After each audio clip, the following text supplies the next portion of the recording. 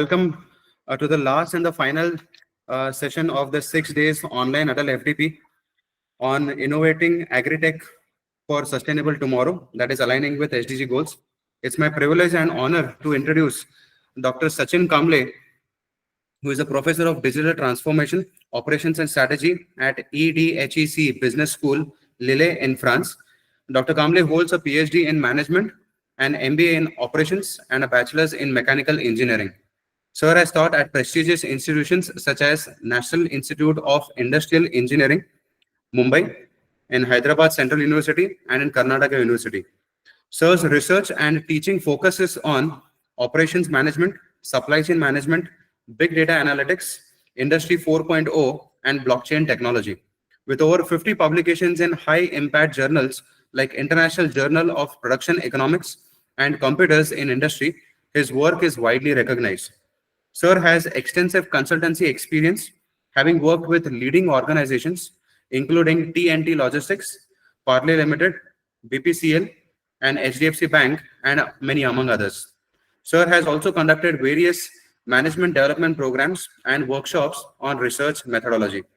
Dr. Kamble's expertise and contribution to academia and industry make him a highly respected figure in this entire field.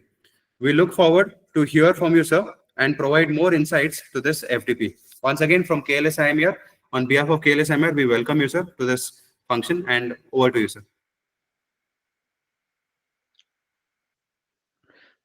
Yeah, thank you. Just I'm uploading the slide.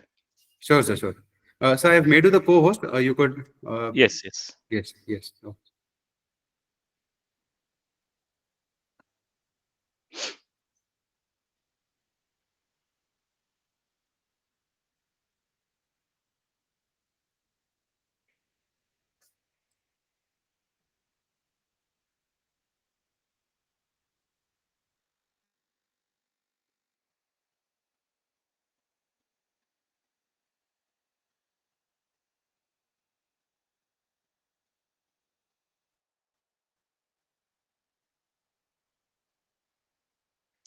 So, okay, please let me know if the screen is visible. Okay. Yes, sir, yes. You can see the PPT. Yes, it's visible. Yes. Okay.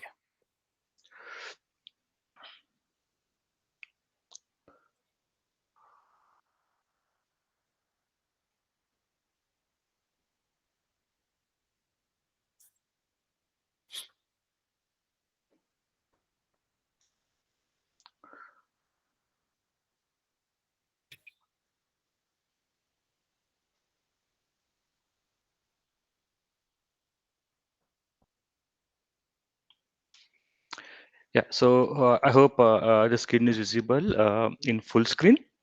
Yes, sir. Yes, absolutely. Okay. Yeah. So good evening to all of you. It's afternoon here. It's noon. It's around 12:30 in the afternoon. So first of all, a big thank you to the host of this FDP, Professor Ajay, and also my friend at IMER, that's Professor Praveen Kulkarni, the director Arif Sheikh, and the entire team who has been behind this interesting and very relevant topic of agriculture technology in India.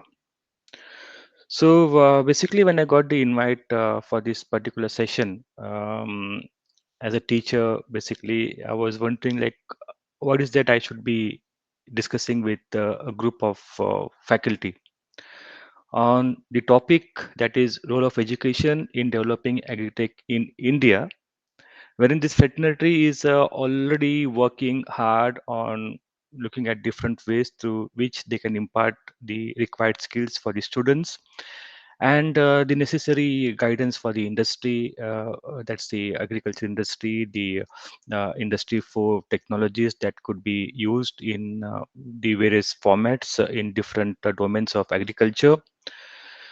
And when I started, like say, developing the PowerPoint for this subject, for this topic today, I had to start from the basic. In a sense, like say, I already went through the profile of the previous sessions, and then I saw that okay, already smart agriculture, already technologies in agriculture, already a lot of things has been discussed, has been like say explored. But then I just can't start directly with the role of education without spending a few minutes on what actually is agriculture technology and how it's developing in India and what are the different challenges. So the agenda for today is like say we are just going to talk about a few advancements in agriculture technology. I'll not spend much time on this. I'll not go into more details. Then to just build the platform of our discussions to lay the foundation, I will just show you a short video which is like say around 4 minutes duration, and then I will give you hands on demo on how AI can be used in agriculture.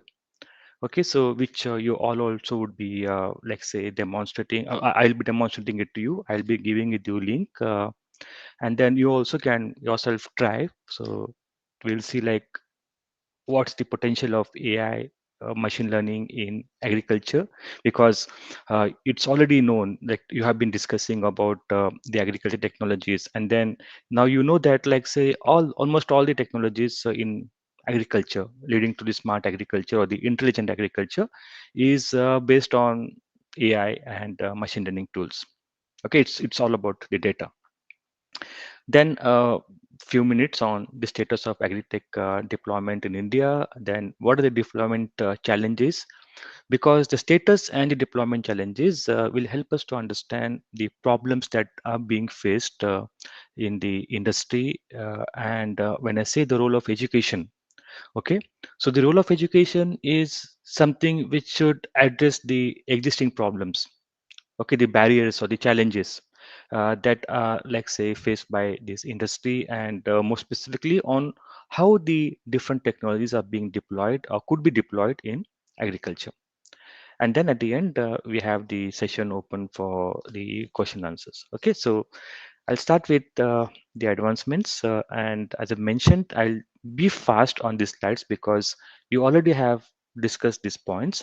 But then, if at all you have any questions, if you have any points that needs to be explored further, I request you to please stop me in between, and maybe you can put me your questions. Okay, so that will be very interesting. So advancements in agriculture technology. So first we start with the farm automation. So we know that automation is basically like say leaving it to the machines. Okay, and when I say here just the automation is just not leaving to the machine, but when I say automation, it's more about like say how machines can be used for decision making. Okay, so in this particularly one example which we can mention is about the drones. We can talk about the advanced sensors and the automated machineries which are being used presently to manage the different aspects of agriculture. So now when I talk about the agriculture here, I'm talking it in different dimensions. Okay, or maybe you can say different stages. So within, like say, I can say when I talk about from the perspective of a supply chain, the different stages is basically like say plan, or then we have the second stage as procure, then the third stage as manufacture, and the fourth stage is going to be the delivery. Okay, so when I talk about agriculture, so specifically, I am a supply chain management person, operation person. Okay, so we categorize the agriculture in four phases or four different categories. The first, as I mentioned, is going to be about the plan. Its details are about the planning, how we should plan the crop, how should we plan for the resources, okay, how we should plan for the finances, how should we stand for plan for the organizational requirements. Okay, so this it's all about planning. Then once we have the plan ready, then the second part is about the procurement. So it's logical that once we have plan, we have to put the plan in action, right?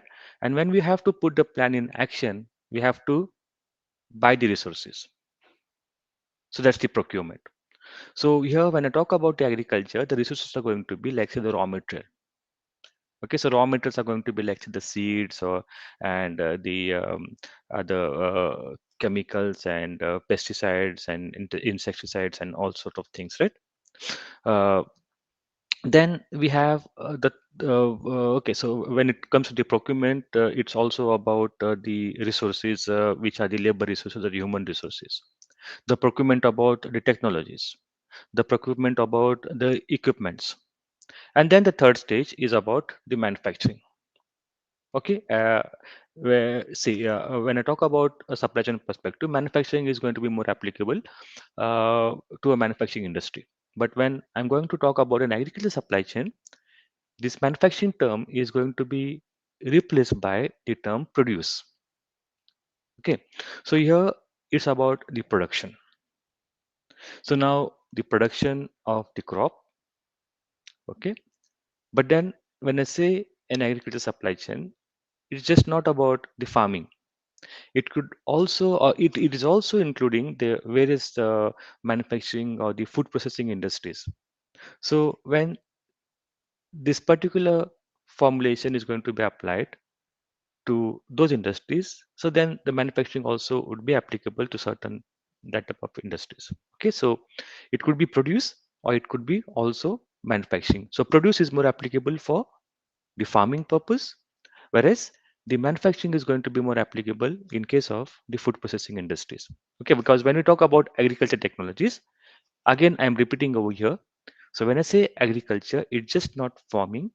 Agriculture is also going to include different aspects of the industry, okay, which includes the farming, the food processing, the horticulture, okay, and XYZ. So there are going to be many such activities that need to be performed.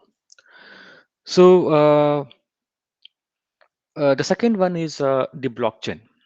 I don't know in how much detail you have studied about this particular technology, but this is one technology which is maybe very close to me because I have done a lot of research on this particular technology. So blockchain is playing a very important role in the agriculture supply chains, wherein like say the transparency and the legacy of the business is becoming very important for the customers. Maybe at present not in India, but then here when I'm sitting in France and when I'm visiting to different shopping centers like retail marts, like for example, if I am to purchase a bottle of honey, okay, so honey is such a product wherein like say I would be more interested to know how this product has reached that particular retail store.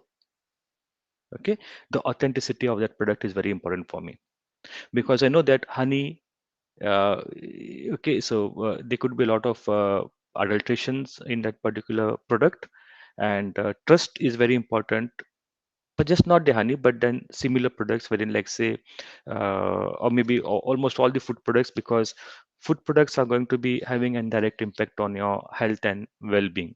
So when I go to a mart, when I take a bottle of honey, so nowadays I have some brands here in France wherein, like say, they are putting the blockchain logos, okay, or the tracking logos on the product.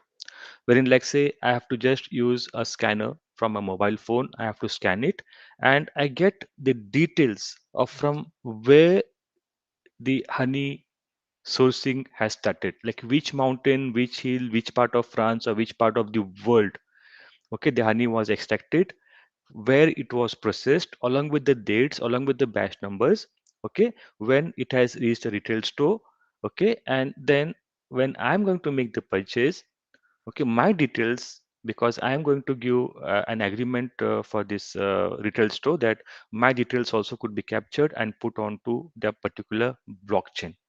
So now here, when I have given my agreement, when I'm going to make the purchase, my details are going to be captured, and the date of my purchase is also going to be entered. So for the company, if at all, if it finds sometimes maybe there is a problem with the product, or maybe something bad has gone, something has gone wrong, okay, So they can even track the customer in such situations. And then we know that the entire foundation of the smart agriculture is based on IoT. So the developments or the advancements in the agriculture technologies are purely based on the IoT and the cloud computing and the computation yeah, technologies. Okay, so this IoT really is very important, and that is helping the systems to become autonomous. So when I'm using the term autonomous, it means that the systems are also able to make the decisions based on the data and the computations that are being performed for the betterment of the industry. Then we have the GIS technology. So when I talk about the agriculture, okay, so it's more about the land quality, and the soil, the type of soil, the soil nutrition, and so on, right? So the GIS systems over here really useful, wherein like say the geographic information system provides real-time information on the weather, on the climatic conditions, on the water bodies available in the nearby regions, and the amount of water content in the land, and different aspects. So a lot of companies have started using the GIS. Like say, for example, when I talk about a lot of companies here, not the farmers. Okay, so like McDonald's. Now, McDonald's for the chips, okay, the potato chips, they have their contract farming. In the sense, it's very interesting over here. Like say, when it comes to the agriculture supply chain. So when McDonald's entered in India, it was in 1997. Okay, and when they started their retail outlets. Okay, so we know that one of the fast moving items for them is the potato chips, the finger chips, or the French fries. Now, when they started with India, so initial years they faced a lot of problems. When I say initial years, it's just not for a couple of years, it's almost for 10 years until 2010. And the problem was with the quality of the potatoes. Now in India, the potatoes has a lot of water content. It's almost 80%.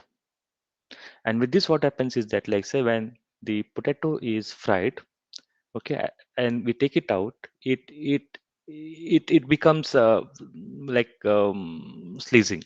Means in a sense, like it's not hard. It just drops. Okay, so the oil gets sucked in the potato fries, and then it's not crispy actually.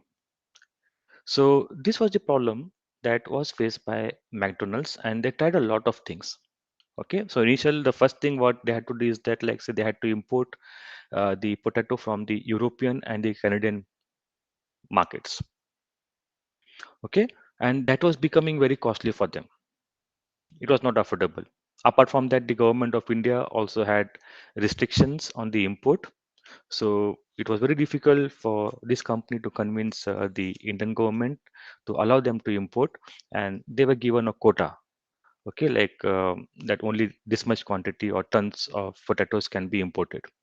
Okay, so it was having a very high impact on the profits or the revenues of this company, and then that was maybe the first instance wherein the company McDonald's in India started using the smart agriculture techniques.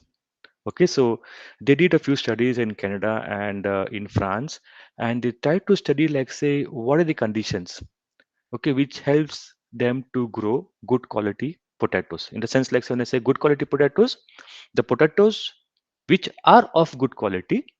I'm not saying that the Indian potatoes are of bad quality, no, but I am trying to say or make a point over here is that the good quality potatoes which will help them making good fries. Okay, so so it was almost started their studies in Canada and the European market, and it was the GIS systems they used, and they tried to study the weather, the climatic conditions, the water content, the soil type, okay, the nutrition levels, the all aspects that goes into making a product. So they captured the certain parameters, and when they got the parameters, they did experiments in India, okay, in closed environments, wherein, like, say, they try to develop such weather conditions or the climatic conditions which can grow exactly the similar type of potatoes which were grown in Europe and in Canada. So they did the studies in different parts of India. They did it in Himachal Pradesh, they did in Kashmir, they did in Gujarat, they did in south of India and many parts. And then finally they could arrive at some places, some fields in Gujarat, which could be suitable for producing exactly the similar type of products which they wanted.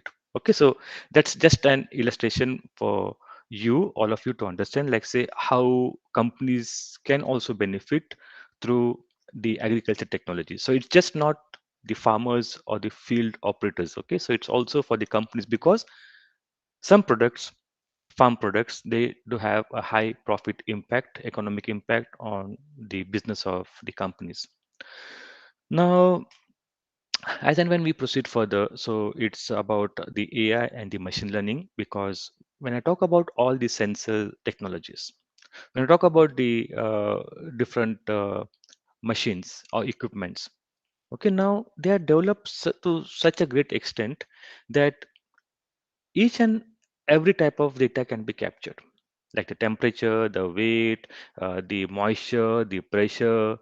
Okay, so we have sensors for almost all type of variables to be captured. Now, when we have the sensors, it means that the data is captured in the real time. And when I'm going to say in the real time, it means that I have to work on this data. If I am having the data, if it's reaching to me in the real time and I'm not computing it, it's not going to make any sense. Okay, so I have to use this data and I have to use it for making future predictions, arrive at the trends, which will really help me to take some decisions. And the next advancement is the controlled environment agriculture. So it's also known as vertical or indoor farming, and which we already have seen at a lot different places in India. Uh, this is being practiced. Okay, so then we have the agricultural robotics. So when I talk about the drones, drone is also a robot. Okay, we have the farm cutting equipments. Okay, so that also is a robot. So basically, we have robots which are totally independent of human interventions, and uh, we also have the robots which require some sort of human interventions. Okay, and the robots, they can be used in for different activities to be performed in the agriculture supply chain. So drones already is now known to you, and then all of these above advancements leads to precision agriculture.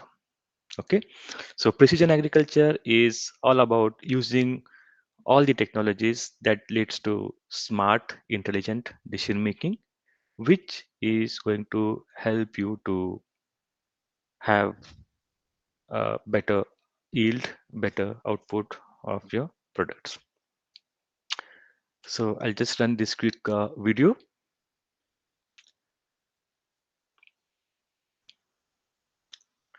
So this is about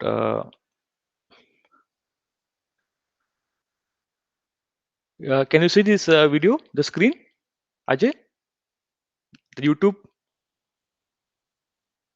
Yes, sir. Yeah, Uh, so if you could just play it, I mean, just yeah, if yeah. it's audible. Yeah. I'm playing.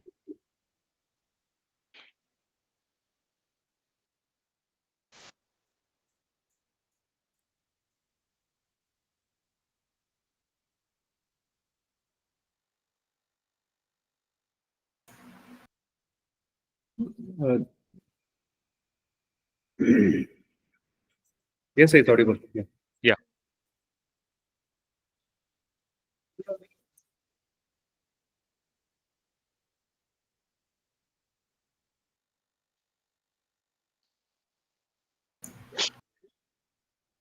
So I think the video is not audible.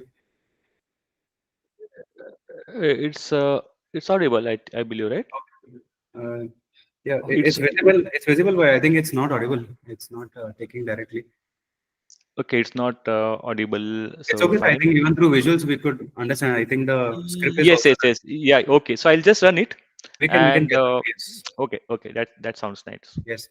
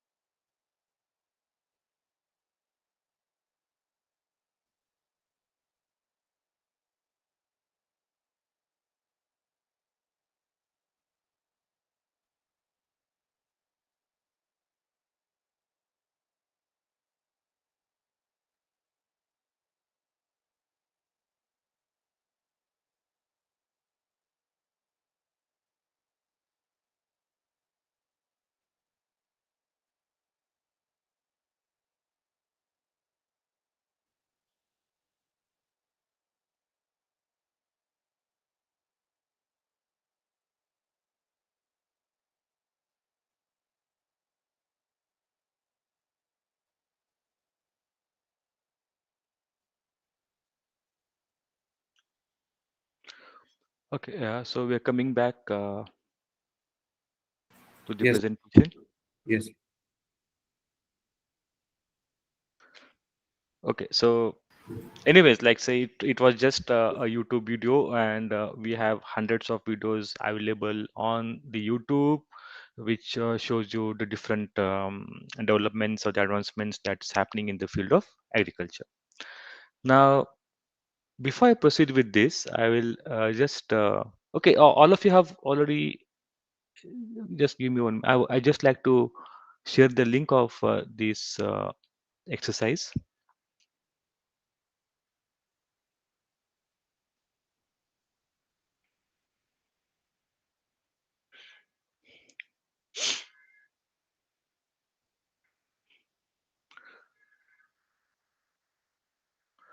So okay, so I have the messages, questions in the chat box. I will come to it later. I'll address all of them. Okay, so in the chat box, as you can see, I have shared you a link. Have you received that? Yes, sir. Yes, sir. It's working. It's working, right? So just have you used this link before in any of the session? Sir, no, sir. Absolutely not. Totally Okay, new. so that's okay. So that it will be more interesting for you now. So now I'm just showing you a small exercise here. Okay, but before that, just let me know whether the screen is visible. Okay, so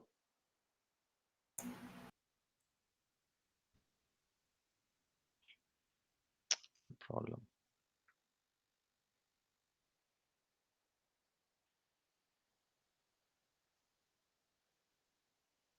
Okay, can you see the screen? Teachable machine. Yes, sir. Yes. Yes, yes, sir. Okay.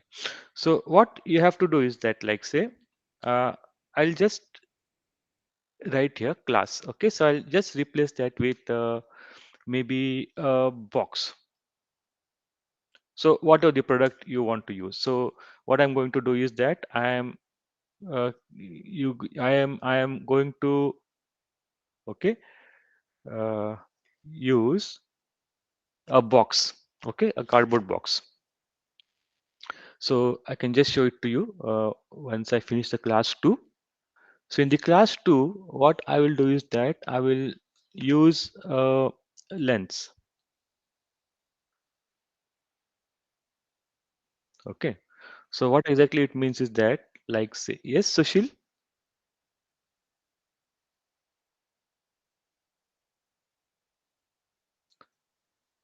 Sushil Paris, sir, if you would want to talk something, you can unmute yourself. Yeah. Maybe you can give the controls for talking Yeah, to all I've the already participants. given. Okay. Yeah. I've already given. Yes. You had any question?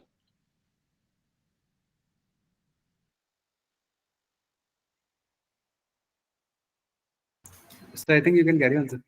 Maybe by mistake it must have hand must have raised. Okay. Okay. Okay. Okay. Okay. So I just wrote here box and I have written lens. Now what I'm going to do is that I'm going to train this machine, okay, by showing the box. So I started the webcam and I allowed it to use the machine. So it's me here. Okay, so I'm just going to have a plain background so that this machine should not confuse the box with my image. Okay, so this is the background. And now here I have the box. So this is the box which I'm going to show. Okay, so I'm going to make this machine see what a box means. And now I'm just going to hold this to record. Okay, so I'm just going to hold it and see, like, I'm going to move this box in different positions. So different images are going to be captured of this box from different dimensions, because a person might hold a box in front of this camera in any way, in different directions. So this is how. So I'm just capturing, and you can see the number of images being captured at present is around 350. Okay, so more number of images, more is going to be the accuracy. So here I just leave it at 400. Okay, so that was about the box. Now I come to the next one, and here I have mentioned about the lens. So I'm going to use my specs, my reading glasses here.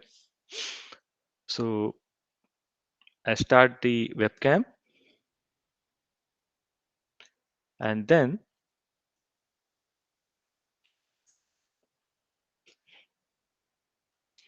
okay, I've just changed my background. So this is the specs. So I'm going to hold my camera and start taking the images.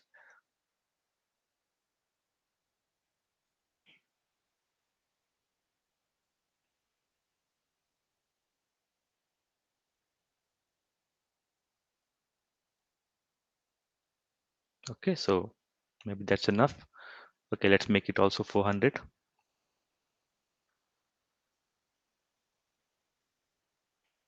So all the different positions I have to teach. Okay, that this is what is meant by a lens. Okay, so if in case if I'm going to get this lens in front of the camera, okay, it should be able to understand what a lens mean. So now once I have done that, both the images, so here you can see in this machine I can add as many number of products as I want. So you can have here add a class. Okay, so you can just go on adding, and then I train the model. It will take some time. So this is image classification AI. So the training is happening and a code is being developed in the background. So it will take some time, maybe a couple of minutes.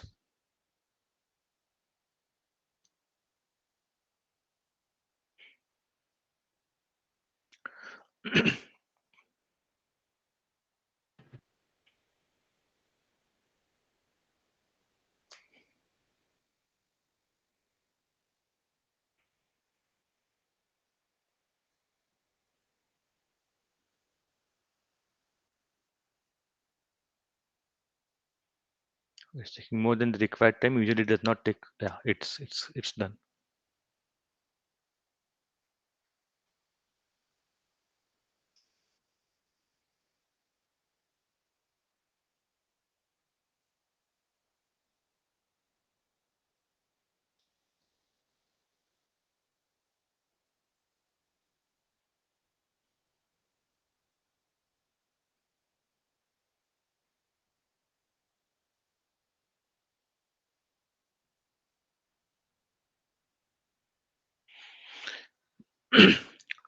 So whatever the model has been developed, the system is trying it on the sample set or the training data.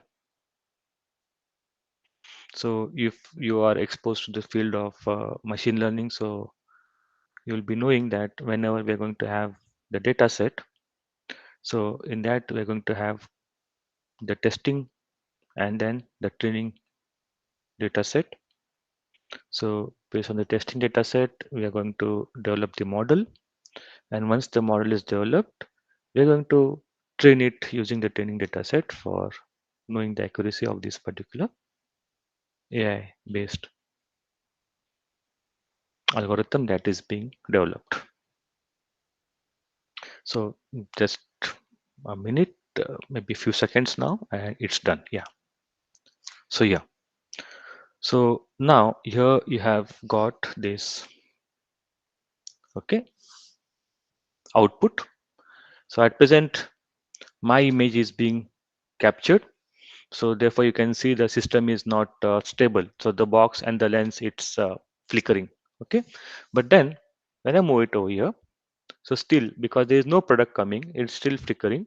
But then as soon as I'm going to bring the box, the system identifies that this is a box. So you can just show it in any direction, in any position, and the system is going to recognize that this is a box.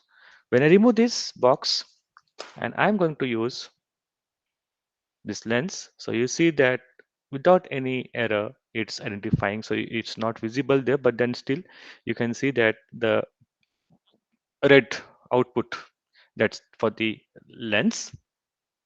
Okay, so you move the lens in different directions, but then still you are going to be able to recognize it. Okay, so when I'm here, so I am neither a box or a lens, so it's confused. Okay, so with this I'm just stopping this particular exercise. Okay, and now coming back to you. So this is leave the site, and then I'm coming back to this presentation. Yeah, so what is that we get to know from this exercise? Okay, so this is just image processing algorithm, and it's so much automatic that like I need not even write the codes, it's just happening on its own. So likewise, there are so many softwares nowadays available wherein we can use for image processing, and image processing plays a very important role when it comes to the technology in agriculture. Now, in the video, sorry for the audio was missing, or maybe it was not audible for you. But then in the video, they showed you about a drone spraying the pesticides. Okay. Now, usually what happens is that when I'm not going to use a technology, when I, like say, for example, am the farmer or the operator of that pesticide operation, which I'm going to do manual. So what is the usual practice is that I uh, I take the pesticide and I'm going to spray it on all the plants in the field. Okay, and with this, there are a couple of disadvantages that will occur, that will happen. One is I'm going to use more than required pesticide. Okay, because few plants may not actually required them. Maybe they are not infected, but still they're going to be spread with this pesticide. Okay, so actually it is good. It's nice that if I am able to identify the defects on the plant, the disease on the plant, because the plant diseases are going to have specific characteristics, like it's going to have black spots or brown spots, or maybe it's going to have the fungus nets and cotton sets. Basically, they are going to be different types of physical properties, and these physical properties can be shown in a similar exercise. We can develop an algorithm. We can show the images of a healthy plant or a healthy crop, and we can show the different images of unhealthy or the disease affected plants. Okay, now when we have the drone, on the drone we can have the camera fitted, and this camera will capture the images or the video of the plants, and then the spraying is going to be only released whenever there is going to be any unhealthy plant. Okay, that's been captured in the camera. So with this, what happens is that the usage of the pesticides is optimized. Okay, and the second, the health of the plant.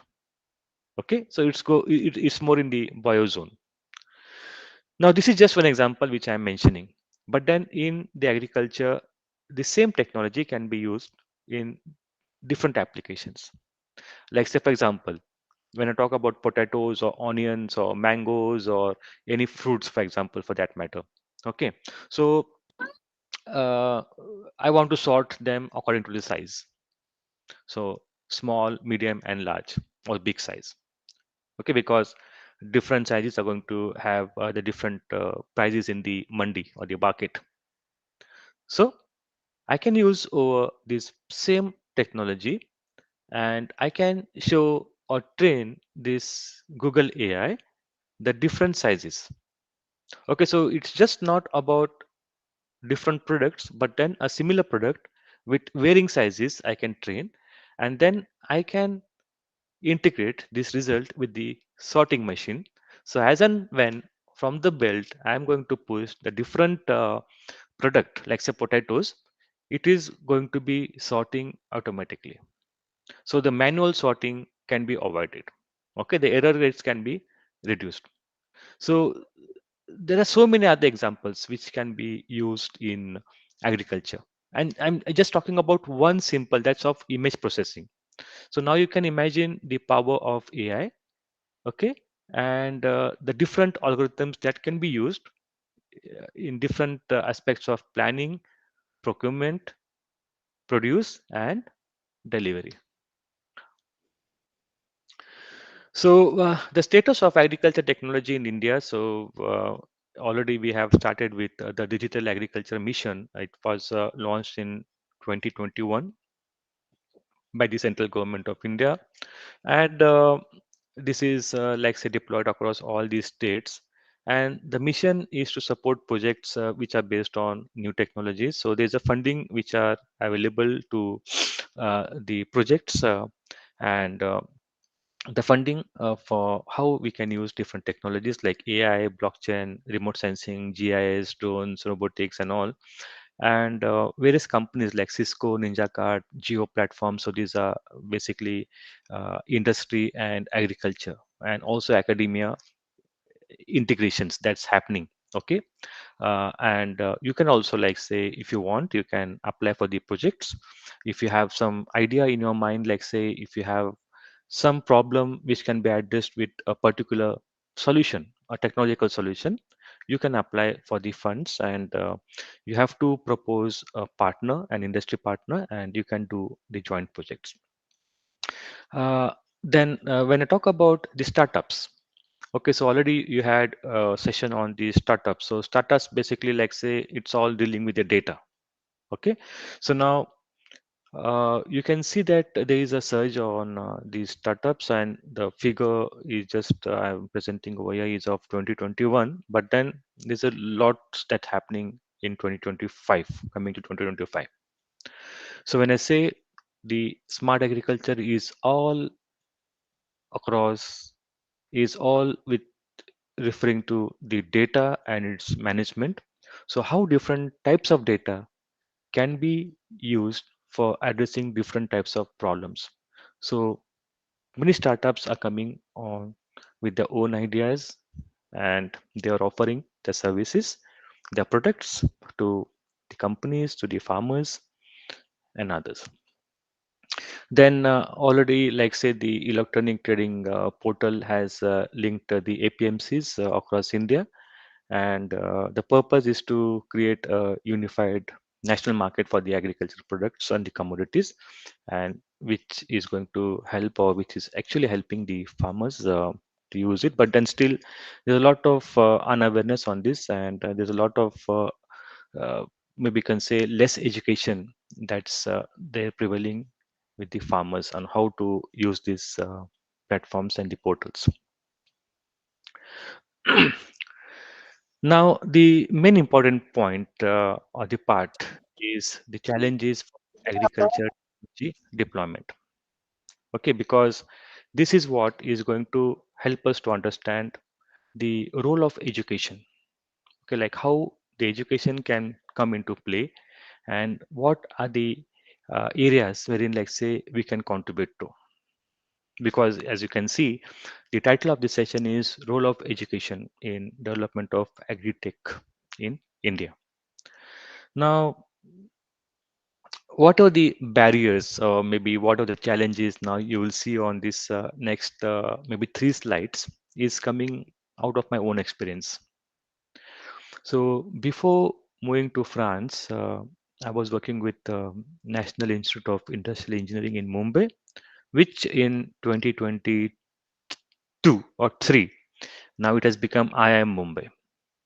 Okay, so I was working over there, and in 2017-18, I got some funding to conduct a study, and the study was about how we can implement the Industry 4.0 technologies in agriculture.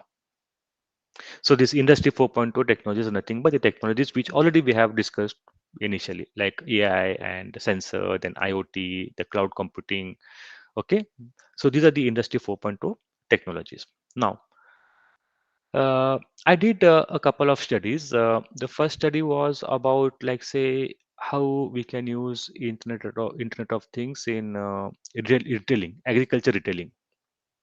Okay, there was one more study which we conducted on addressing the issues that are going to be faced, the challenges that are going to be faced by the industries in implementing the blockchain technology. And I do remember there was one study which we did in 2019-20, and that study was about the return on investments. Okay, so is it worth investing on these technologies as compared to what benefits we are going to receive? So that was another study which we conducted, and there was one more literature review which we conducted, a research study, and that was about the different applications of machine learning in agriculture. So now these papers are already published, and a few papers I have already shared with the host, and the host, I believe he's already shared with you, or maybe after the session he will be sharing these papers with you. So the point here is that, like say, I am here to share the challenges that are visible on field. So the first challenge is going to be about the technological infrastructure. Okay, so now first of all, like say, if I'm talking about implementing IoT and AI, okay, so it requires power supply, it requires internet access. And then when it comes to India, the farming segment is mainly based in rural segment. Okay, and then still today we have problems in many areas with pertaining to the power supply and reliable internet access. So here I'm saying reliable internet access because when I'm going to talk about the IoT and AI, it's not just 4G is going to be sufficient. Okay, we have to have fast speed internet connections. We are going to have different sensors. Now, some sensors are going to be self-powered, battery operated. Some sensors, some equipments need to be charged regularly, like a mobile phones. Okay, so now power supply is going to be also required. Now, what if, like say, if a farmer is really interested to implement, he has the funds, but then this basic infrastructure is not available with him. So this becomes the first challenge. Okay, now parallelly, what we'll try to do is that we will try to relate this with the role of education. Okay, now here I'm just going to raise a set of questions, which maybe the answers you have to find, or we together have to find. So the first question, what I'm going to raise over here is that, like, say, how come an educationist, an academician, an education institute help develop this technological infrastructure? What is that he can do? Okay, that's the first question. Second is the high cost. Now, when I talk about the industry 4.0 technologies, okay, so it's an entire system. It's a system of sensor. It's a system of having internet access, internet infrastructure, cloud computing, big data analytics, and then implementation of whatever the reports you're going to get. Now, this is an entire system, okay, which needs to be planned, installed, operated, and maintained. Now, this is just not possible without any, like say, without support. So support at each and every stage is required. Support in terms of the skills, the labor, the resources, the equipment prices, the computing analytics staff, analyst salary, all is going to lead to cost. So it's just not the cost of installation. It's just not the cost of operation. It's just not the cost of maintenance. Okay. So high cost is the other area wherein it's acting as one of the key challenge. Now, how can an educational institute, how can an academician, how can the students passing out of our schools, from our schools, they can contribute towards reducing this cost? Okay. The third one is about the data management. So we know that there's a lot of data that's being generated, and this requires again huge infrastructure. So for the storage, and it requires advanced analytical capabilities. Now, this is something for which the question what I'm going to ask has an answer which already we have found. Okay. So when I talk about the advanced analytic capabilities, many institutions, educational institutions, they have started specialized courses in data analytics, in big data analytics, or as a data analytics, or marketing data analytics. We have also specialized courses in agriculture data analytics. Okay. So to what extent your institute, your syllabus has incorporated analytics in your syllabus? Do you have any specialized programs? Do you have any specializations which is focused on the agriculture industry?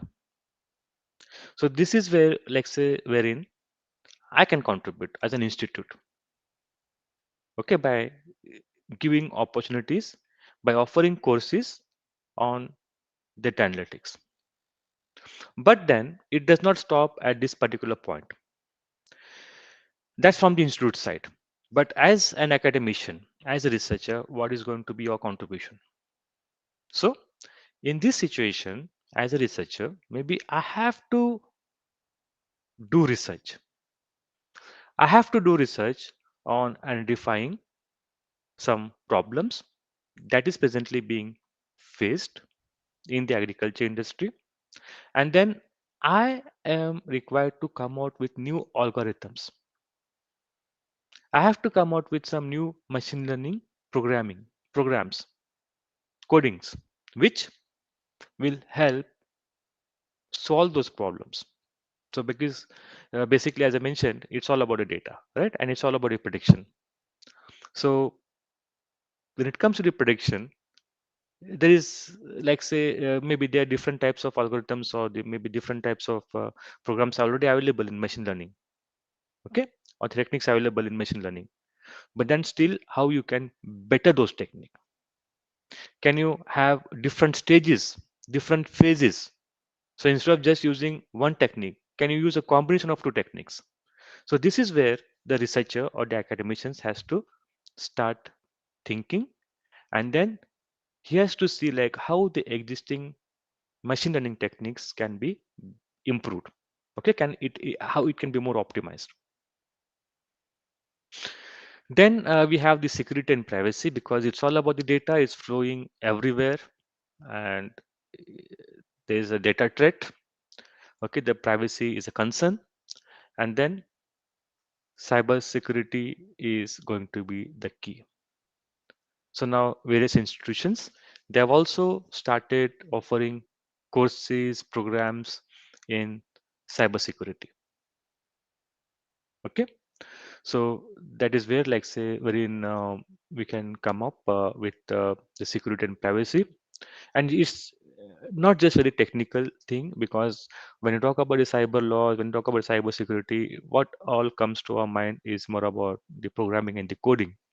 But no, from a management perspective side, because assuming that the audience is from the management or the B schools, okay, we can also come out with policies, okay, wherein like say policies of data security and privacy, like how the data coming from the customers, how the data coming from the fields has to be managed, what protocols has to be adopted, how it should be saved, secured. So we can come out with some policies, we can suggest policies to the governments.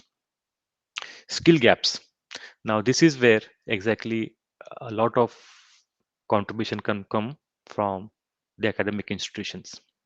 Okay, so when you talk about these advanced technologies, to run these technologies, to operate these technologies, we need skilled labor. And farming industry is one such industry wherein, like say, there is a shortage of skilled labor. Okay, so you can offer training programs. So you can offer management development programs. Okay, you can offer social programs. Okay, social development programs. You can go to the villages, you can take a group of farmers, you can train them, you can tell them, you can educate them about like say how the weather information can be predicted, what are different sources. Okay, so for that, like say, you can just teach them on using the Google weather estimations and so on. So it's not that like say every time the farmers has to install something or they have to buy something. There are a lot of free resources that are available. But then it's just not the development of the labor to operate those equipments when purchased, okay, on maintain, but then also we can help develop the skills on how the free resources, the free technologies can be used effectively. And then the other challenge is like say already maybe some investments has been done by the companies, and maybe a new technology, if it has to be bought, maybe there could be an integration problem. So it's just like say for example, um, I have an Windows operating system, and there's a new application which has been developed on iOS. Okay, in that case, there's going to be a problem on implementing or maybe installing that particular application on the Windows system. Likewise, not all existing technologies could be maybe let's say uh, adaptable to the new technology. Like say for example, I have invested in sensors. Okay, and then tomorrow I am going to buy a drone. So maybe the existing sensors which I have already bought might not be compatible with the drones which I have purchased because of maybe the operating systems or something like that. So here, wherein like say there is a need for the companies to understand. okay, about these integration processes, and the companies can take help of the educators in understanding those needs through research and through different studies. So then we have the regulatory and policy issues. Now, most of my studies, which I have conducted, most of my research, which I have conducted on the deployment of Industry 4.0 technologies in the agricultural sector, they have been really, really very useful. Okay, so to just bring a point over here, so my studies on IoT, blockchain in agriculture supply chain were the pioneering studies which were done in India in 2017. Okay, that was the early development phase, and my studies have really helped many of them. Okay, to come out with different variations and take it forward. Now, what happens is that directly or indirectly, the findings coming from your study acts as the basis for decision making for the regulatory bodies. So you can see that in my research papers, at the end, I always try to give the implications for the practitioners and the implications for the policymakers. So here is what, like, say, it's really important that whenever you're going to conduct any studies, it should be addressed to some challenges that's existing on the field. So when the challenges of the agriculture technology deployment were there in the initial phases, mm, the studies coming from our side, they have really helped to, like, say, take care of the uncertainties and to develop the regulatory and the policy issues. But even still, then, even today, the regulatory and the policy issues are not that developed as compared to what it had should be done um, in India as compared to the developed nations. So when we talk about Israel, or when you talk about the Turkey, when you talk about the Europe, for that specific matter about Netherlands, Holland, the governments have come out with the regulatory and the policy issues with regards to the usage of technology in agriculture way back in 2015. They started working on them, and they have a very detailed technology deployment plan, regulatory and policy plan, which really has helped those the agriculture industries in those countries nicely. Okay, and whenever you see, like, say, or when you go to the YouTube and when you try to search smart agriculture or agriculture technology in farming or something like that, you'll see most of the videos coming from these developed countries. Then we have the economic constraints. Okay, so as I mentioned that it's a fluctuating market, and when I talk about any company, if it needs to go with the implementation, even if they know, if they are well educated, if they have the skills, okay, where's the funding? So the main challenge is that, like, say, if I want to really do it, there has to be some support coming from maybe some government agencies. And as per my knowledge goes, maybe the recent research I had done on this particular aspect was in 2022, and maybe the type of funding that was available for the industry for technologies application in agriculture was with regards to the cloud computing, and that was maybe around a lakh of rupees. Okay, but this is too small. In a lakh of rupees, it's very difficult for you to develop a system, and maybe the initiative has to be there with regards to, like, say, how the fundings can be generated.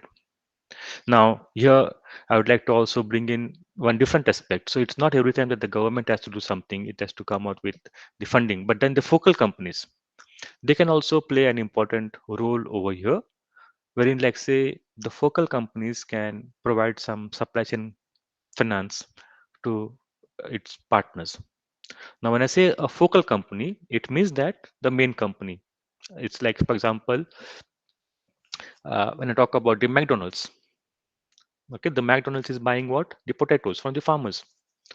So McDonald's is the focal company here, and they financed, they provided the credit to the farmers. Likewise, we can talk about any company. So any supply chain is going to have a focal company. Like say, for example, we talk about Parley biscuits. Okay, so Parley biscuit is going to get the flour, okay, maida, to make the biscuits. So it's coming from the field, it's coming from the farm. So here, if Parley company really wants to develop its supply chain, it really wants to get good quality maida, it really wants to tackle that particular, like say, product, if it's very critical for them, in that case, they have to go back in the supply chain. They have to have word talk with the farmers supplying the flour to them. Okay, and then they too should see that how they can develop supply chain, like say what different type of technologies are really required, what is going to be the investment, how the credit is going to come, how much they're going to contribute. Okay, so it's going to be more about the partnerships. Now, the last one is the social acceptance. So there could be resistance to change, and this is applicable anywhere and everywhere. Maybe my grandfather, my father, who has been like say, been very profitable, okay, without using any technologies, just on the guesstimates, on the experience, it's really difficult to change their mind, to convince them that okay, we have to invest maybe 10 lakhs or 15 lakhs of rupees, and this is what the benefits we're going to get. So it's really like there is always going to be resistance for change, and there could be some challenges that might come up over here. Now, these challenges really are there, and these are the challenges which we have to address, and it's our job to see to it that, like, say, how we can address these challenges as an educational institute.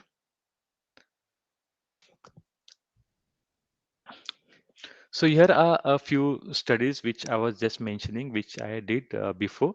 So you can see there's a lot of studies which has been published in the domain of agriculture supply chain or agriculture. So I'll just leave this slide over here for 2 minutes. Just go through it. So I'll just give you a brief thing about how the studies were conducted and what is that we had done. So you can see the the first paper, achieving sustainable performance in a data-driven agriculture supply chain.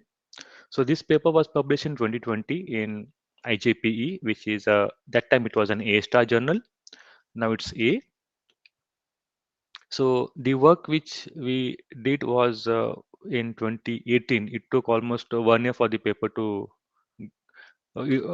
develop, and 1 more year it was under the review process. So you can just imagine, like say, the work was something which we had conceptualized in 2018. And this is for this particular journal, IJPE, one of the highly cited paper. This paper has received many awards. So achieving, so in this case, it was like say how we can develop a sustainable agriculture supply chain with use of data analytics. So we studied the different aspects of data analytics. Like we did it into three categories, like predictive, descriptive, and prescriptive. And then we studied like how these three studies or type of studies can be used across planning, procurement, manufacturing, and delivery, and how it can help industries to improve its productivity. So that was the study. And this paper has received almost 1,000 citations. You can just get the records from the Google Scholar. Then the second paper was about, like say, during the thesis of Mr. Sharma, Rohit Sharma, who was my PhD scholar. So he did it on machine learning, and this paper got published in Computers and Operation Research, which is again an A star. So here it was about what different applications of machine learning that can be used for the agriculture supply chain. Okay, so we consolidate, we qualitate and consolidated different techniques, and we present it to the authors. Then the third one is about, I told you, one of the pioneering papers on Internet of Things. This is again having around 1,000 citations. So this is about the food retail supply chains and what are the barriers. Okay, so we visited the managers, the practitioners from the industry, like say around 25, and it was a small study which we conducted because that time the concept of IoT was very new. The paper got published in 2019, so you can just imagine that it was in 2017 we might have started this study. Then there's one more, modeling the blockchain traceability in agricultural supply chain. So this is IJIM again in A star. So similar paper to the previous one, but then this was now focused on the blockchain technology. Uh, the second last paper, you can see the IoT for perishable inventory management systems and application. Okay, so this is a very interesting paper. Okay, so why interesting is because this is a paper which we conducted in a factory setup, and this is from Karnataka. Okay, so one of my student, Murugesh Patanchetti, many of you might be knowing him. He's from Bijapur. So he did his PhD under me. So he has a ice cream factory in Bijapur. So now when it comes to ice cream, it's a food product. Okay, so it's eligible to be as like say included in the food supply chain or agriculture supply chain. So here what we did is that we conducted a study on whether using IoT can help the company. So in terms of the return on investment, okay, so what is the investments for developing an IoT system and how this investment is going to help us to avoid waste. Okay, so because I talk about perishable inventory is that the items which can get damaged, like ice cream, it's a food product which is have a limited shelf life. So we did a study, we did a lot of modeling over here, we did a lot of simulation, and then we say that the finding of the study mentioned that, like say, if at all we have to implement IoT in an ice cream factory, the return on investment will happen after 4 years of implementation. Okay, the cost is recovered after 4 years. And the last one again is in the same company, wherein like say there is one more technology called as digital twin. So digital twin are used in the factories, wherein like say we are going to have a twin of the machine. In the sense, like say my digital twin is my Facebook account. Okay, likewise, the machines, the processes in a company are going to have a digital replica on a system, wherein like say we can run different types of simulations and then see which is the best type of operating conditions for having the best output.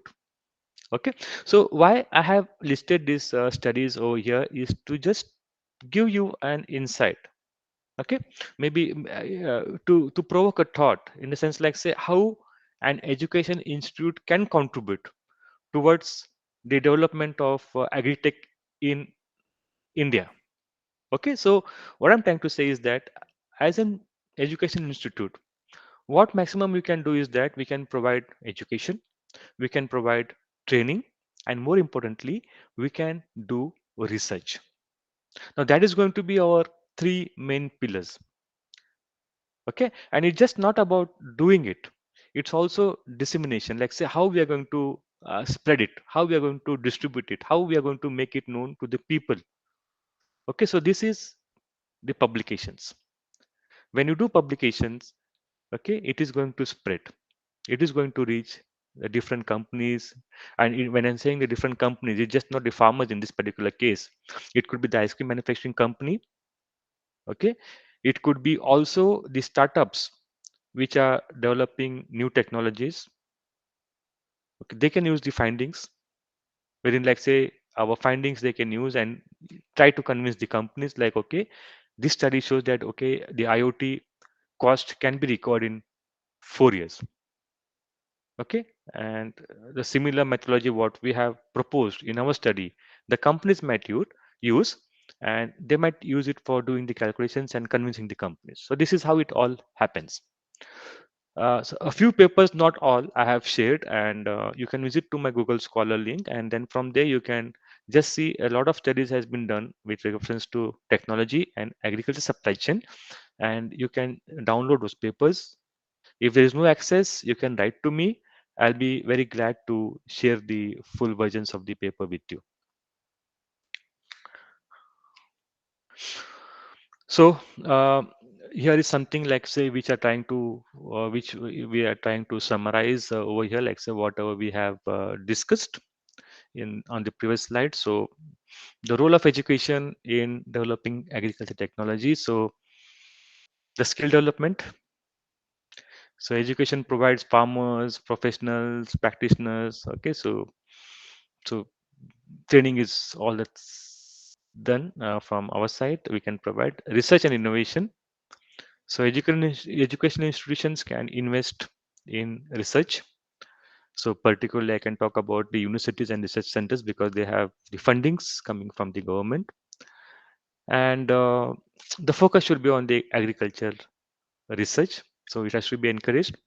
And moreover, when I say agriculture research and the technology, we always know that the technology is going to improve the productivity of the agriculture, but then also we should think in terms of the sustainability. What if the economic profits increases, but then it has an impact on the sustainability? Okay, so maybe I use the different technologies and I improve my productivity, but then that's causing a lot of damage in a society. Maybe the radiations, the harmful radiations that might occur because of the sensors, or it could be like also the pollution that might happen because of the use of these different technologies. So we have to also take into consideration those particular aspects. Okay, so that's about research and innovation. Then comes the knowledge dissemination. So as I mentioned that, okay, just doing research is not sufficient. We have to also disseminate it. So we have to conduct the conferences, we have to have the seminars, we have to maybe have the publications, we have to have FDPs like this focused on specific topics, special issues, which needs to be addressed. Problem solving. Okay, so as I mentioned, your job as a researcher is to identify the problems that are being faced and address those problems. Encouraging agri-tech careers. So this is about like say how your school is getting ready to provide the resources, the student resources for this industry.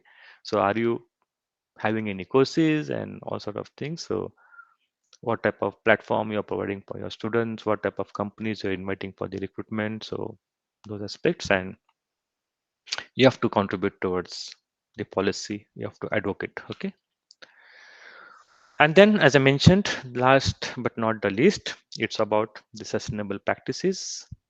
Okay, so whatever we are going to do as a school, it has to be sustainable. So when I say sustainable, three dimensions: economical, environmental, and social. Economically, it should be profitable for the companies. Environmentally, it should be not harmful for the environment, ecologically, and then the society, it should benefit. Okay, so this is the last slide which you have, and the next set is going to be the questions for the next 5-10 minutes. Okay, so before I proceed to the questions, let me come on to the chat box, and then I have a few questions which needs to be answered. I'll first try to understand and answer them. So the first question is from Vinayak. Well, two questions from Vinayak Kulkarni. How do agricultural robots improve productivity in seed planting and crop harvesting compared to traditional methods? Okay, so here when I talk about the agricultural robots, okay, so it's the machine. Okay, so we can achieve a lot of consistency over here when it comes to the robots. And for example, I can just give a very small example, like say the area of the land. Okay, so now for example, the crop has to be placed exactly at like say 20 centimeter. The difference between each plant has to be exactly 20 centimeter. Now, this being done manually and this being done by a machine, a robot, for example, which is programmed. So the programmed robot is going to be more accurate and more fast as then compared to a manual intervention or a manual person doing it. Okay, so it's going to be more time consuming if it's done manually. It's going to be not that accurate if it's done manually. So that's about the same thing applies for the harvesting. Now, what are the challenges associated with implementing robotics in livestock management? Okay, so now when it comes to livestock management, most of the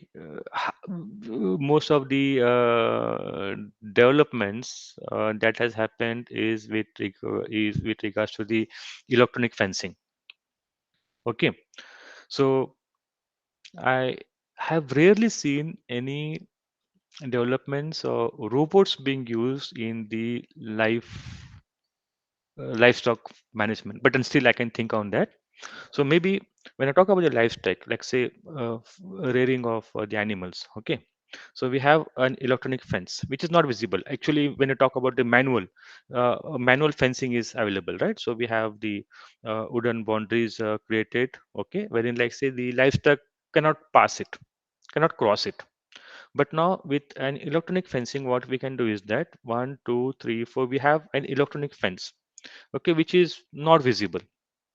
So now there's a zone which is created electronically, and then whenever any animal is trying to cross it, maybe we have some whistles or maybe we have some infrared rays or something of some sort of obstacles, okay, which will not allow the animal to pass through it. If the animal is moving more closer to that particular electronic fence, the whistle sound becomes more louder, okay, not bearable for that animal. So the animal has no option but then to again come back, okay, move back. So over here I can think about the robots, wherein like say a robot is nothing but it's a machine. Maybe instead of a manual person we can have maybe a machine which moves, okay, and avoids the animal moving out instead of the sound objections. But it would be somewhat costly, okay, as compared to what the existing systems we have in place. uh, then we have Akil Deshpande. Sir, throw some light on irregular network coverage in rural areas that affects smooth implementation. I've already discussed that. That's one of the challenges that is being particularly faced, and this is something which maybe the government has to throw some light. Can the human experience and intelligence in agriculture be replaced by AI? So it depends about what type of experience you are talking about. The human experience and the intelligence is the foundation of the AI. Okay, because we know that the AI is built on the historical data set. Okay, and more rich the past data, better is going to be your AI. So actually, what I can say over here is that AI is just a technology which is helping you to use your past experience and intelligence to predict the future. So there's a boundary here. This is AI. This is your past experience, right? So now this past experience, this AI is extracting the trend and giving it to others. If this AI is not there, this experience and intelligence just remains with those set of people. Okay, it is not going to be the learning for the others. So this question has to be revised, and in fact I would like to revise it in the following form, like how best the human experience and intelligence can be incorporated in the AI. So we have to look on different ways through which the human experience and intelligence has to be incorporated. Vinayak Kulkarni, the next question is like, how do drones enhance crop monitoring and disease detection in agriculture? I just mentioned about that AI. Okay, image processing was one of the example. So we have the drones, and this drone is going to move about the crops. It has cameras and the spraying unit. It looks for the crops which needs attention and just sprays on those crops. So that is one of the example, and similar sort of examples would you can think on. What are the benefits and limitations of using drones for pesticide spraying compared to manual methods? The cost. Otherwise, there is no other benefit. But then also, like say, it's again the investment cost, because drones are not that costly now. But then the benefits what you're going to get, other benefits with drones is that, like say, the optimality, the productivity, the consumption of the pesticides, it's all going to be reduced. So overall, maybe it's more about the benefits, not the limitations. In what ways can drones be utilized to optimize animal husbandry practices? In a similar way, okay. So if you have a big area, a big fence to be covered, you have thousands of animals. In that case, drones will help you to monitor them more effectively. If you're going to use the labor, maybe like say 15 to 20% are required. If you use drones, maybe just a couple of drones is just sufficient, which you can sit in one remote location and then you can have a control on them. So how do we improve efficiency in the Indian agricultural system as we see segregation, partition of land within families? So this is not a question that comes in my domain. Maybe for that we have to have the legal aspects of what partition, Hindu laws and business families and so on. Okay, so sorry for that, Vaibhav. I don't have the answer because this is very specific and different from family to family. How does precision agriculture contribute to sustainable farming practices? Um, Akhil, I have already shared one of research paper which gives you a framework on how the precision agriculture contributes to the sustainable farming practices. The title of the paper is about the machine learning or the machine learning applications in agriculture supply chain. So that will answer this particular question for you, Akhil. What roles does AI play in analyzing data collected through precision? Again, the same paper will help you to answer this. So Akhil will find the answers to these both questions in that same paper. Raghu, the economic feasibility of technology applications like AI for small farmers in dryland. So it's very difficult just to make a general comment because it depends on what problem he is facing and what is the severity of that particular problem. Okay, and to what extent AI is going to solve that. Because as I mentioned that we did a study for the ice cream industry, and over there we found that the return on investment is possible in 4 years. But then there could be also another industry wherein, like say, the benefits are more, and then the return of investment could be just possible in 4 months. Okay, so this is a case to case study, and for that, as a researcher, as an educationist, you should specifically try to do some case studies.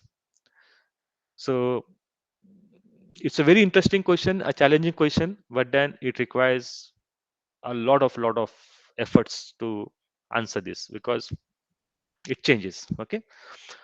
RK, how equipped with multispectral or hyperspectral sensors, AI powered drones raise crop monitoring to a new level?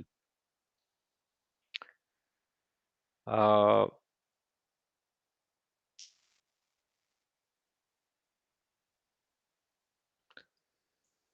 Now, this is something which is like say talking about the potential. This question is talking about the potential of the drones. Okay, so now when I talk about the sensors, okay, so the sensors can be of different dimensions in the sense like say for different parameters. Now, when I'm using the drones, okay, so just drones is not sufficient to raise the crops or to monitor the crops. Okay, because the drones is only going to provide you aerial physical verification, but then a lot of things is happening on the other sides of that particular crop, like the soil is there,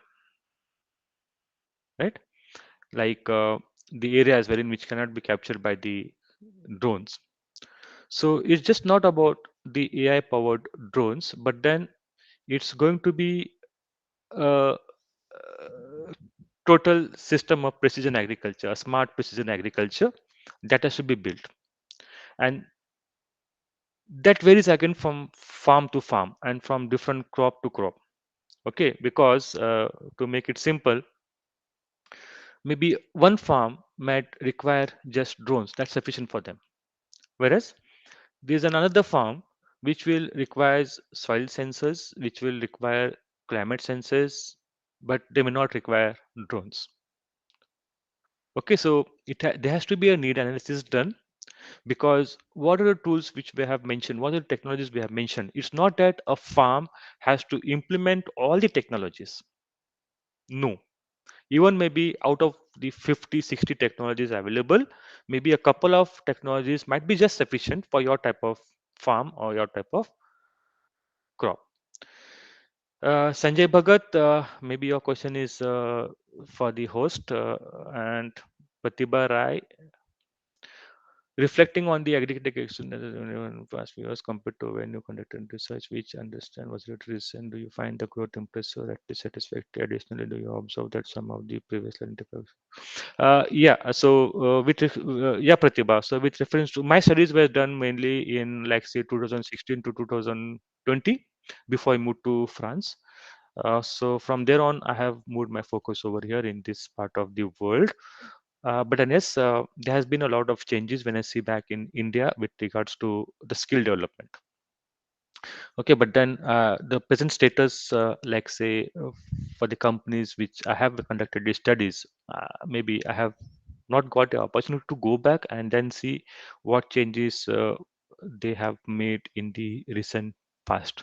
But maybe in Jan, Feb, and March, maybe most probably I'm here in India again for my research visit, and I plan to visit these companies and then see like whether the performance has been improving, but I still feel without even visiting them that it has been satisfactory. So maybe there's one last question. Vinayak, how can agricultural robots be adapted for different types of crops and farming conditions? So it's again a case-based study. Different types of crops and farming conditions will require different types of robots. What ethical considerations arise with the widespread use of robots? The data, how that data is going to be used and for what purpose is going to be used. So mainly data are going to be the ethical considerations. How do agricultural robots contribute to labor management and workforce challenges in farming? Mm, not at given much thought to this particular area, but then it depends on what type of robots. It's like say the traditional robots you're talking about, or you're talking about the adaptive robots. Okay, and also this question seems to be very general. It has to be made more specific with reference to a particular sector, a particular crop, uh, and a lot of things goes into this particular analysis, because I just don't want to answer it randomly. So when I talk about an agricultural robot, so maybe if I'm talking about a farm which is like say around 100 kilometers away from the main residential area, or maybe getting labors over there is a challenge, is difficult, or it's very costly. Like in the developed countries, getting labor is very difficult. Getting labor is very costly. So in that case, the agricultural robots will contribute better to the labor management and reduce the workforce challenges. But then maybe a country like India, when the labor is cheap, when the labor is easily available, accessible, In that case, agricultural robots might not contribute to the extent as what it can be seen in the developed countries. So when I'm saying that, I just don't want to answer these questions randomly or in general. So maybe you got my point, what I'm trying to say, Vinayak.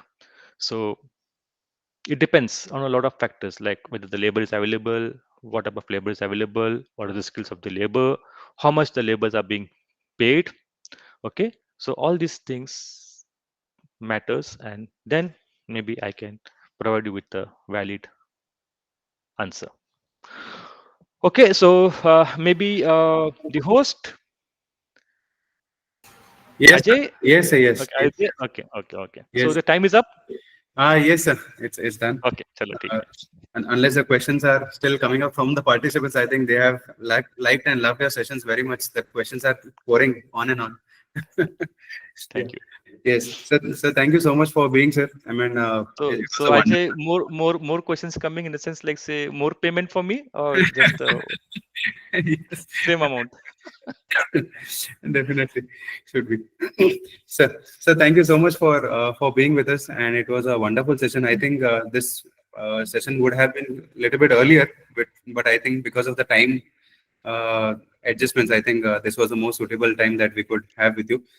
So, and really thankful for you to sharing that practical exposure, going to the real, I mean, to that website of image modeled teachable machine, and Thank you. even giving your accolades with respect to the citations and publishing of journal papers and renowned journals. So it really tells us a remarkable act of an academician and the kind of work that you have in this part of the domain.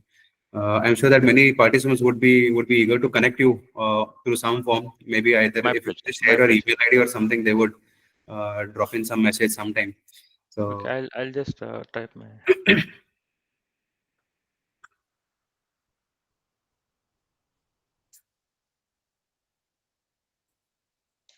Okay, I've shared my email ID, so yes, yes, okay, we can stay connected.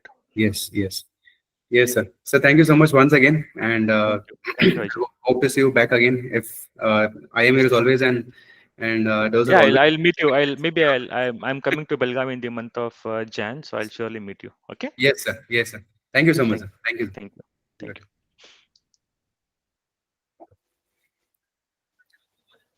Uh, Participants, please note the feedback form has been shared into the chat box. So you could just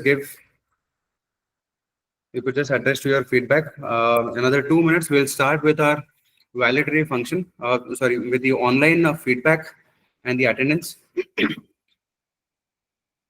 Kindly ensure that you have a good internet connection and a conducive environment to sit, because as a requirement, we need to take up online attendance. So with your videos on, with the cameras on.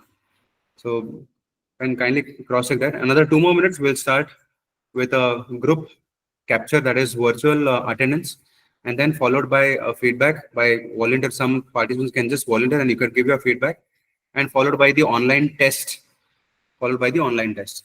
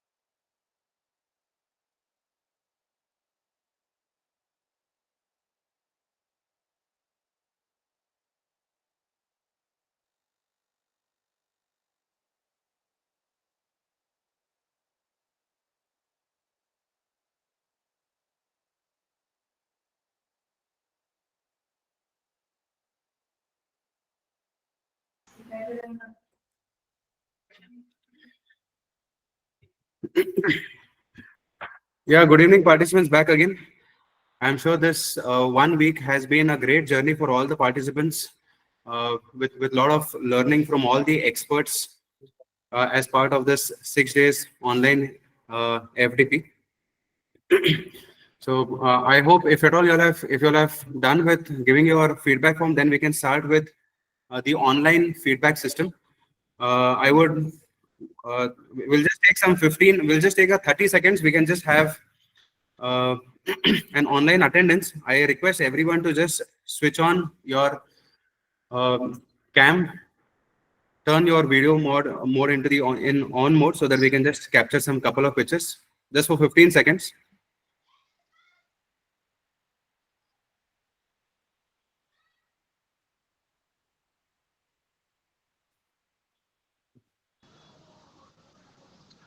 So our side's network is very poor, sir, and we are in the process of the Fit India movement from our university. So it is little difficult because we went to the field side.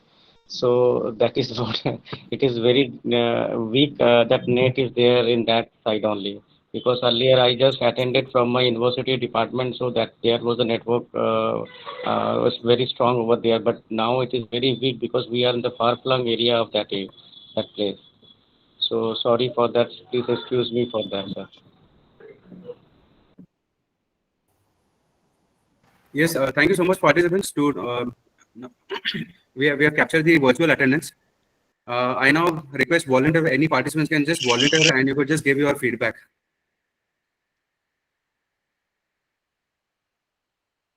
Sir, good evening. Can I give? Yeah. Yes. Please.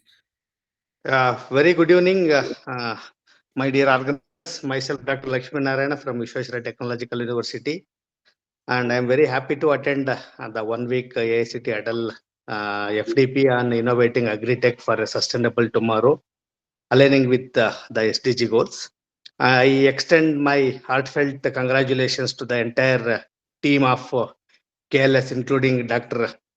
Praveen M. Kulkarni and other co-coordinators for successfully organizing the 1 week FDP at the KLS Institute. And the program is very insightful and aligning seamlessly with the the nation's SDG goals.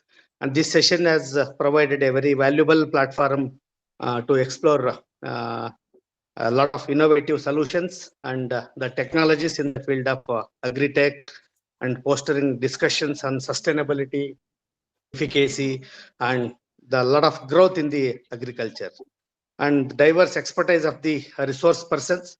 And we had a very good interactive the sessions with a few of the resource persons. And my congratulations to the entire organizing committee for their meticulous planning and also a good execution, which made this FDP very memorable and impactful FDP. Thank you very much, sir. Thank you, Lakshmi sir. It was really nice to receive a motivating words from you. Thank we you, request sir. you to give some feedbacks. Hello. Hello. Very good evening, one and all. Good evening, sir. This is Dr. Rohit Kaliwa from VTU, Vishweshwara Technological University, Belagaum. It was a great FDP, provided valuable insights into the latest trends like agriculture and startups in the field of all the research, whatever. The topics covered were highly relevant, including modern culture, modern agricultural and soil health, and so and so. It was great pleasure for having this FDP online, and also I congratulate IMAR KLS Belgami, and also I congratulate Dr. Praveen Kulkarni sir, giving an opportunity to attend online Atal FDP. Thank you one and all, sir. Thank you, sir. It was really nice, motivating words. Rohit, it was really nice to listen good feedback from you. Okay. Anybody else would like to share their feedbacks?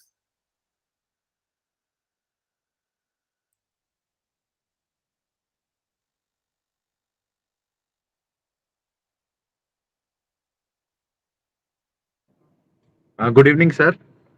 Good evening, sir.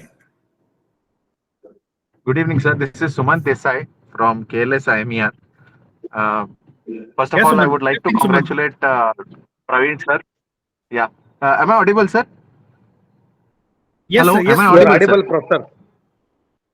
Yeah.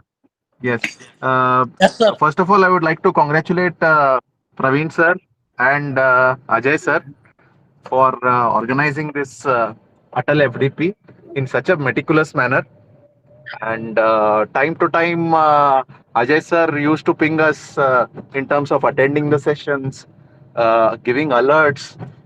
Such personalized attention Ajay sir and Praveen sir have paid and ensured that we complete this FDP. So I again wish to congratulate you on this successful completion, and really looking forward, sir. Thank you so much, sir. Thank you. Thank you so much. Thank you so much. Sir, may I speak, sir? Dr. Rosab Letti. Yes, sir. Sir, Yes. please, please. Thank you very much, sir. Good evening to all. Myself, Dr. Rosab Letti, Associate Professor and In-charge Principal, Vasantrao Patil, Institute of Management Studies and Research, Sangli. I have a contact with Dr. Praveen Kulkarni, sir, since last 7 to 8 days. As I discussed on phone with Dr. Praveen Kulkarni, sir, the sessions were very informative, insightful. Thank you very much, sir, for the entire team of KLS Institute of Management, Belgavi. And I hope that in the coming months also, such FDPs will be organized. And once again, I'm very much thankful to the entire team for searching such a wonderful resource persons for this FDP. And Yes. once again, I'm very much thankful to you all for such a very wonderful and insightful resource persons and very wonderful FDP for all teaching fraternity. Thank you very much, sir. Thank you, sir. Thank you very much, sir. It was really nice, motivating words. Thank Really, you. Good evening, sir. Can I speak? yeah, madam. Yeah. Congratulations to the entire team of KLS IMR. I am Dr. Purvi from the Gujarat state and attending your Atal FDP. It is a totally new, innovative FDP for agro-tech, as well as I have learned new tools which we can apply in agri, as well as we can give to our farmer in the area of Gujarat. So even though from the far from the Gujarat, I am attending. So it is all the talk and all the session are very informative. So congratulations to the entire team. Thank you. Thank you. Thank you, ma'am. It was really motivating for us. Thanks a lot. Sir, may I say something? Yeah, madam. The everyone has said so. The FDP has actually provided us great insights into the agri-tech industry. It's covered so many dimensions extensively, and I'm very grateful to Professor Kulkarni and Professor Ajay for their dedicated efforts, and all the organizers for that matter, and the cheerful disposition that the anchor has maintained all through the the FDP. It has greatly, all this has greatly contributed to the success of this program. I also commend the organizers for their exceptional planning and meticulous execution, and also the whole team has picked up the people as practitioners and scholars, and for that matter, the people from government agencies. So they have given, have covered the entire agri-tech ecosystem domain, uh, in detail. Thank you so much for giving us this opportunity. I'm also very grateful to Professor Praveen for giving us the last minute entry into this FTP. Thank you so much. Thank you, ma'am. It was real nice. Sir, I want to say something, sir. Yeah. Yeah, sir, I'm Sujoy. I'm just attending from Odisha. That is the one very far-flung place and totally forest area. So it really very great FDP. I attended many FDP earlier, but and first of all, I want to give thank you to the Kulkarni sir, because the first by mistake I have choose that another FDP is organizing by the Central University Jammu, but he has helped me a lot. For these things, I was a little bit confused. I don't know whether I have taken that right topic for this FDP or not. But really now I can say that it is really very good for me, because we are also working for the tribals of that forest area, and we are also giving them that ideas and trying to innovative things for their livelihood and all. And this FDP definitely will give me a lot of ideas and knowledge, and many things I have learned from this FDP. Thank you, both of you, sir, and that Ajay sir as well. So thank you very much for attending these things. Still, I am facing so much of technological problem like that internet and all, because it is very weak in this side. And last 4 or 5 days I was there in that university department, so it was very good for me to attend. But today I am that outside because of the Saturday, so sorry for that for this network. So thank you very much, sir, for giving me this opportunity to attend this, especially this FDP on this agri-tech technology. Yeah. Thank you, sir. Professor Thank Kulkarni, you. can I come in? Yes, sir. Yes, sir. Good evening, sir. This is Professor Santosh Deshpande from VTU Belagaum. It's a nice initiative Yes, sir. taken by IMER. Rather, the information that was given in a statistical format had opened several insights.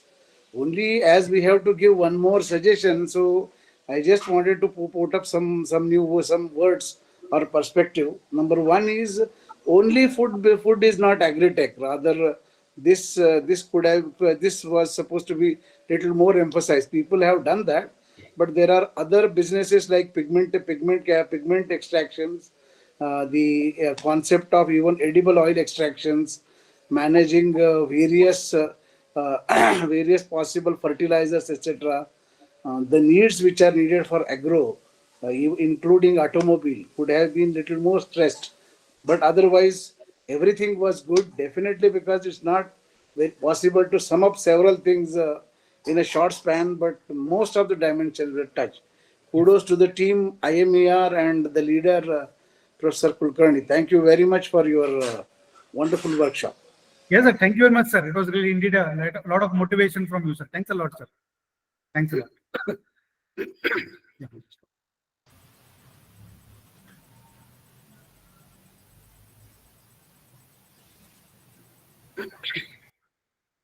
Yeah, thank you everyone for your wonderful words.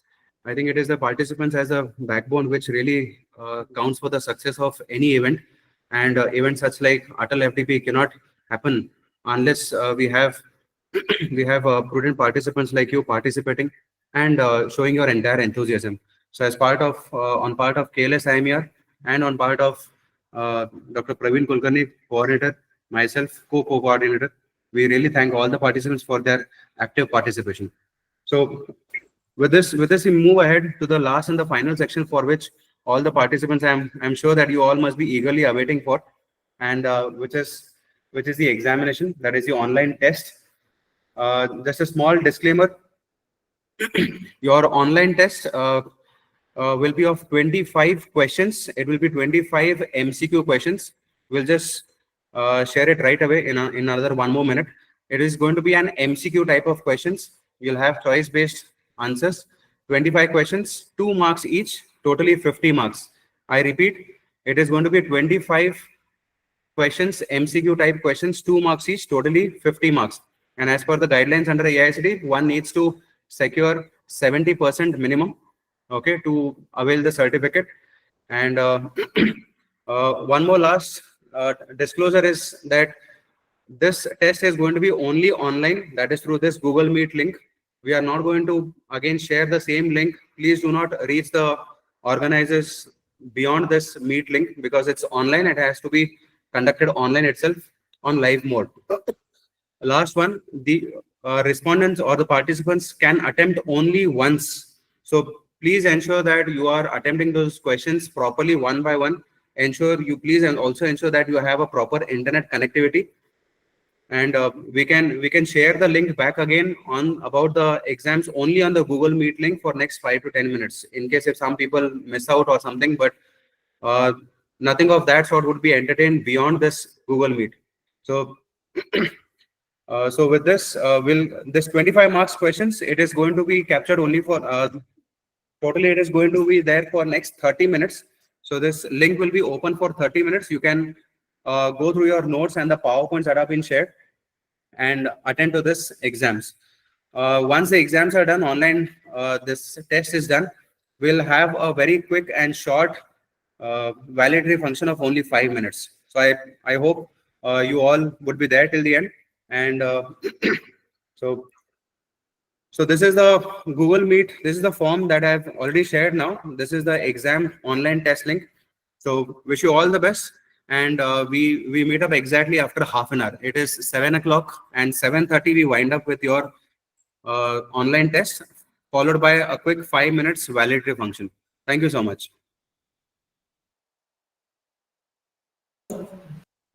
Participants, please note, alternatively, apart from this test, as well as all the feedbacks that you all have given as part of the sessions for all the individual sessions, on the AICTE registered login, I think you also need to give a feedback there as well.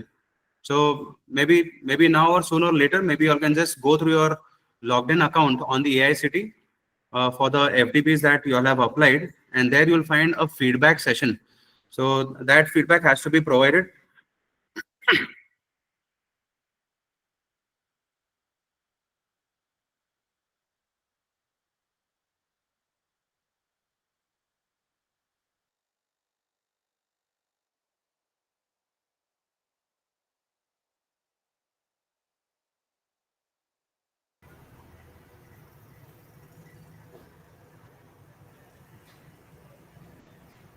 Hello.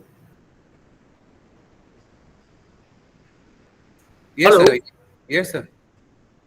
If you don't mind, please, sir, Yes, sir. can you share the feedbacks on WhatsApp, please, sir? So which feedback? Today and yesterday. The feedback link. Feedback link, sir, please. We have already shared in the chat box, sir, since afternoon. I think Yeah, it is. yeah, but due to some technical problems of internet and all. Okay.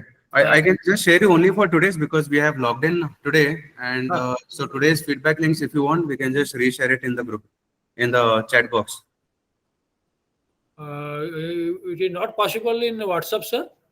We'll do it, sir. We'll do it after the validity is over. Later, maybe another half an hour or so. Yeah, We'll please, sir. Please, Yeah. sir. Yesterday and today, sir. Please. Okay, sir. Okay. Thank you, sir. Thank you, Yes. sir. Thank you, sir.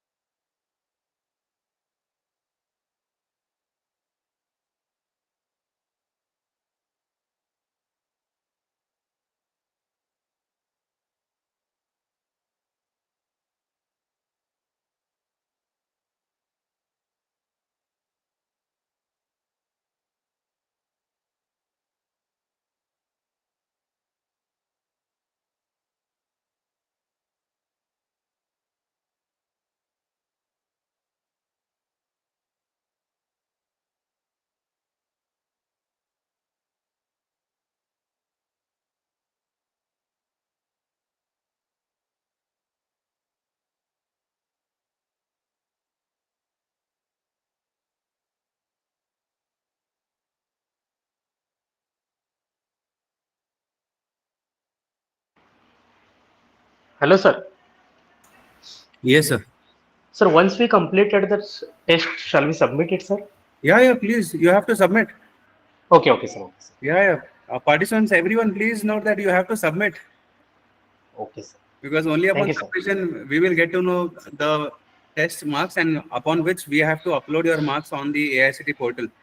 Parallelly, please note once again, I am saying all the participants after this, you also have to go to your respective Atal logged in ID, and you have to give the feedback form there as well. There is one more feedback link which is provided by the Atal AICT. So kindly give your feedbacks there as well. So for all the sessions, you will going to share the link or only one session, sir, for the in Atal portal? No, Atal portal, you please go through it. You will understand what, because that link is accessible to the respective faculty, those who have registered. So you'll get to know. You'll get to know that. Okay, okay, sir. Okay, sir. Because Thank that you, is sir. not in our control. That is not in our control. So you please need to log into your Atal ID and just click on the feedback link. You will understand what are the other things that they have requested for. Yes, sir. Okay, sir. Thank you, sir. Okay. So just now I tried to log in and it was like website doesn't show any feedback form kindly for file. No, once you log in, no, Prachi, on the left hand side you will be So I have opened this. Still, it's maybe they didn't give an access. I guess still it's not opening.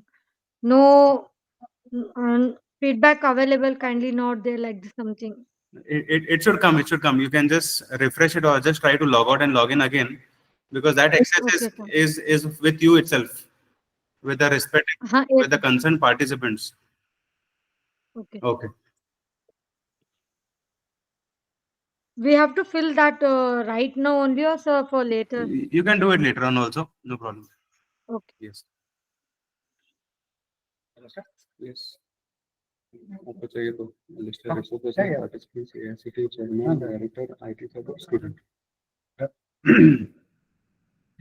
Very good evening to you all, and we are coming to the final aspect of the faculty development program.